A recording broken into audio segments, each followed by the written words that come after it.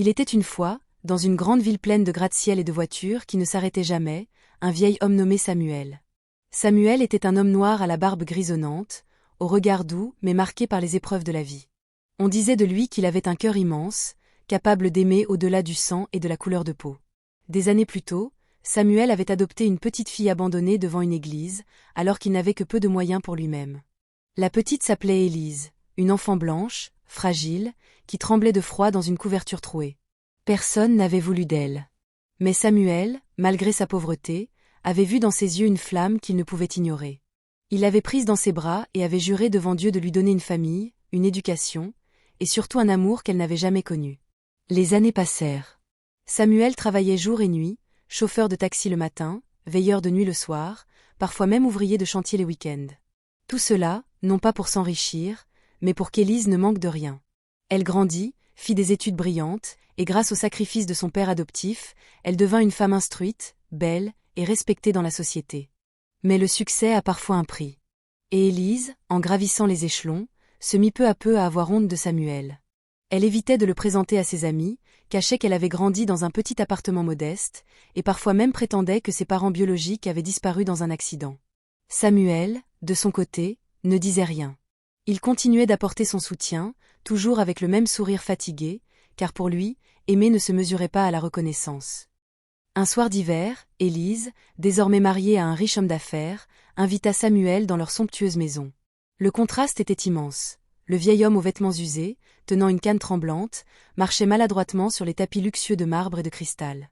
Samuel, les yeux brillants, était simplement heureux de voir que sa fille vivait dans l'abondance, persuadé qu'elle se souvenait encore de l'amour qu'il avait porté jusque-là.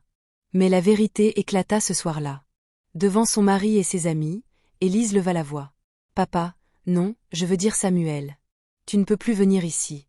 J'ai une réputation, une image à préserver. Les gens se demandent pourquoi je fréquente encore un vieil homme sans valeur, qui n'a rien accompli. Tu m'as aidé, oui, mais maintenant j'ai ma vie. Tu dois partir et ne plus revenir. » Ces mots tombèrent comme des éclats de verre dans le cœur de Samuel. Ses mains tremblèrent, ses yeux se remplirent de larmes. Jamais il n'avait imaginé qu'un jour celle qu'il avait élevée comme sa propre chair le renierait publiquement. Il voulut protester, lui rappeler les nuits blanches, les sacrifices, l'amour inconditionnel. Mais il se tut. Il baissa la tête, posa une main sur son vieux manteau, et quitta la maison sous les rires moqueurs de certains invités. Les jours passèrent. Samuel retourna dans sa petite chambre modeste, seul, brisé, mais sans haine. Il priait chaque soir pour sa fille, demandant à Dieu de l'éclairer, de lui faire retrouver le chemin de la gratitude et de l'amour véritable.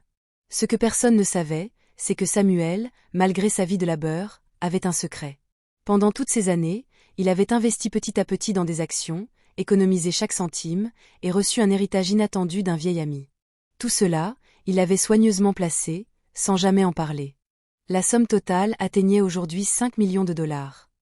Mais Samuel n'avait jamais voulu l'utiliser pour lui-même. Il avait gardé cet argent pour Élise, pensant qu'un jour, quand il ne serait plus là, elle comprendrait enfin l'ampleur de son sacrifice et la profondeur de son amour.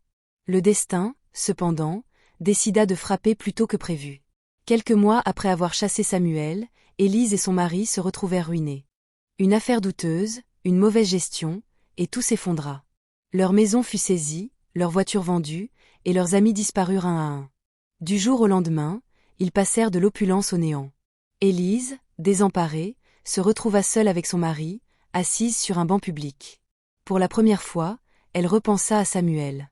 Elle se souvint de ses yeux fatigués, de ses mains calleuses, et de son sourire bienveillant. Une honte immense l'envahit. Comment avait-elle pu renier le seul homme qui l'avait aimée sans condition? Pleine de remords, elle décida d'aller le retrouver. Elle marcha jusqu'au vieux quartier où il vivait. Quand elle frappa à la porte, Samuel ouvrit, surpris, son regard encore tendre malgré tout. Élise éclata en sanglots et se jeta à genoux devant lui. « Papa, pardonne-moi. Je t'ai humilié, je t'ai rejeté, et maintenant je réalise que sans toi je ne serais rien. S'il te plaît, donne-moi une seconde chance. » Samuel, les yeux pleins de larmes, posa doucement sa main sur sa tête et dit « Mon enfant, je t'ai pardonné depuis le premier instant où tu m'as chassé. L'amour d'un père n'attend pas la reconnaissance, il est gratuit et éternel. » C'est alors qu'il ouvrit une vieille boîte posée sur la table et en sortit un dossier. Élise n'en croyait pas ses yeux. Des documents bancaires, des preuves d'investissement, un testament. Samuel avait laissé toute sa fortune de 5 millions de dollars à sa fille adoptive. Élise resta figée, incapable de parler. Elle comprit alors que la richesse qu'elle avait cherchée n'était rien comparée à l'amour pur et silencieux de son père adoptif. Ce jour-là, elle jura de ne plus jamais le renier, de l'honorer et de marcher à ses côtés jusqu'à son dernier souffle. Et Samuel, avec un sourire paisible, savait qu'il avait gagné la plus grande des batailles. Non pas celle de l'argent, mais celle de l'amour qui transforme et qui pardonne.